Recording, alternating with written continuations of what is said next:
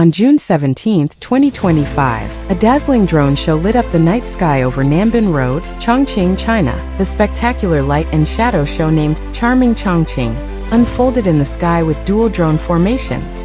Tens of thousands of drones participated, setting a new Guinness World Record for the largest aerial pattern formed by drones.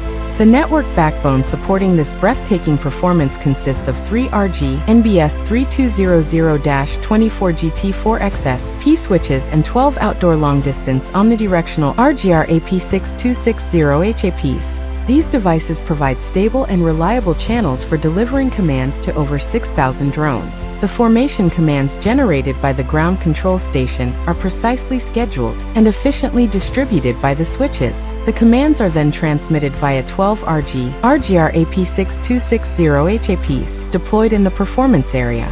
This setup enables global command distribution and status feedback aggregation between the ground control station and numerous drones, ensuring the stable and efficient execution of both tasks. The 12 downlink RGR AP6260 HAPs, based throughout the performance area, provide full coverage.